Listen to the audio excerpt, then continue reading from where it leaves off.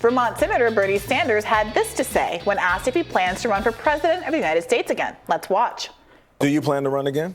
That's something, I haven't made that decision. Right now, my focus, and I'll be going around the country, dealing with trying to elect often young progressives, often young people of color, who are prepared to stand up for working families and take on big money interests.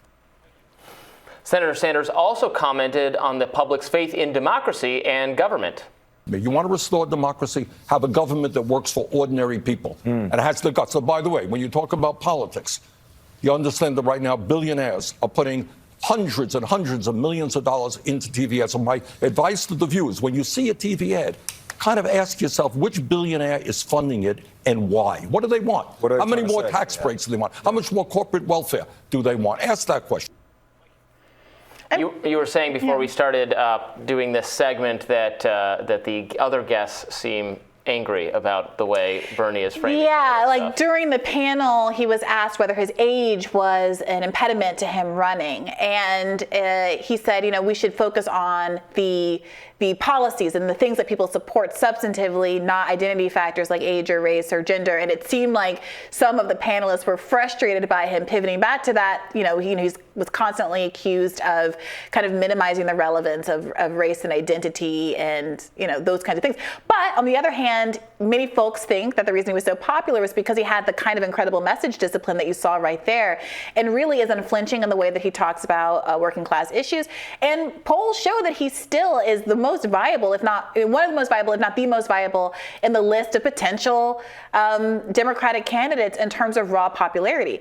And you did see a change, I think, in his rhetoric here versus when he was asked about whether he was going to run before. He tended to demur and say, well, I'm not going to challenge Biden.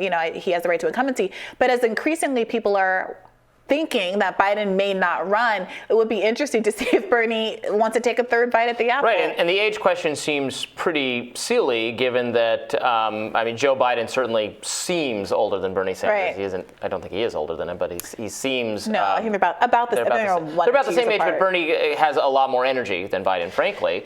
And I'd argue some cognitive sharpness as well. So it will be interesting. We're increasingly talking about whether Biden will run for a second term. I've been pretty in the camp of thinking that he will. If he does run for a second term, I don't know what your thought is, but it would seem unlikely to me that Bernie would challenge him, although maybe not impossible. Right. I think that he would not challenge Biden. But if he decides not to run, is Bernie going to get into the race? It's an interesting question, and I think perhaps even the more interesting question is how excited is the left going to be about it? I think a lot of people are so despairing about the opportunities for an alternative leftist candidate that they're willing to just forgive Bernie for a whole host of sins, including what they feel like was him dropping out of the primary too early without getting sufficient concessions for the left, et cetera, or even really nailing Biden on the things that he said he was going to do, like support a $15 minimum wage, which is long overdue.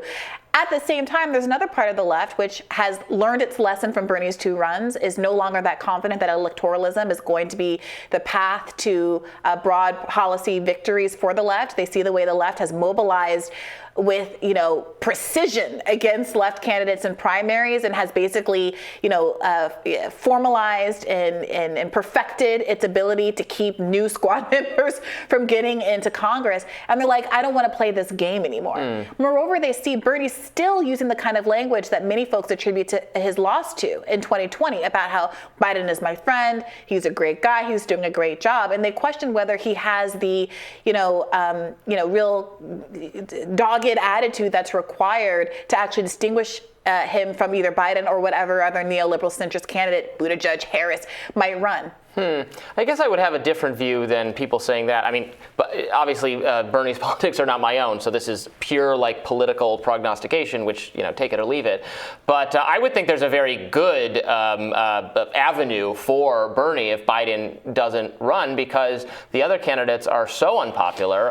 Kamala Harris, Mayor Pete, and I guess Gavin Newsom leading the pack. These people are not popular at all. No. And also they're kind of neoliberal, progressive, but more progressive on kind of the culture stuff that is actually very toxic, and then not, far left enough for many of the kind of people that like Bernie, working people, et cetera. And they're all indistinguishable from each other in that vein. I mean, Bernie absolutely would have won the Democratic nomination if not for the presence of the popular former vice president of the country. And he still gave him a run for his money. So and the Democratic Party. I mean, this is reported. This isn't conspiracy theory. Barack Obama picking up the phone and having all of the moderates drop out so that there could be a consolidation behind Biden. Because let's not forget, Biden lost the first three primaries badly. You know, I came in like 4th and 5th place in these states.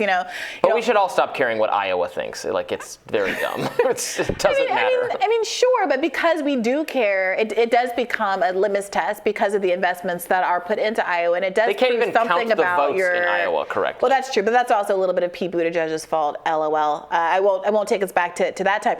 But one other part of this Bernie story is to note that he has gotten a little bit of a feather in his cap, winning the battle over whether or not this permitting bill that many people thought was a giveaway to oil companies, and which was this side deal that Democrats had agreed to, that Schumer had agreed to with Joe Manchin in order to pass the Inflation Reduction Act. The Democrats were going to tank government funding over this and create a government shutdown if Bernie didn't hold the line, and also Tim Kaine didn't hold the line. And stop that. Leave Tim Kaine alone. Just because he was forgettable vice presidential candidate in American history. He did do something good here. For whatever reason, he stood with Bernie on this.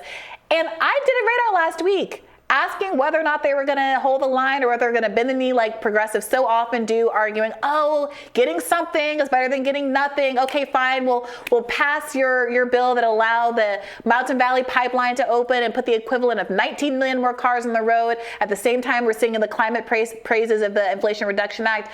I wasn't sure what was going to happen, and I'm pleasantly surprised to see that Bernie showed a little chutzpah here. So, what do you think? Yeah, I think he's still the standard bearer for actual, genuine, progressive people. Like, there's no one else. There's no one, even the other people who are that far left in a political sense are sort of your AOC type people, your squad members are kind of perceived as being, they've leaned in the kind of cultural, woke scold type stuff, which is Bernie alone has avoided that pitfall, which makes him really an asset and one that should not be retired until he absolutely has to be, because there's no other choice, is what I would say. Let's Chomsky Bernie, keep him going until he's 94, 95 years old now. Yeah, maybe he'll still going the millionaires, billionaires. God bless him for it. Despite all his faults, that message discipline makes my heart grow 3 sizes every time I see it.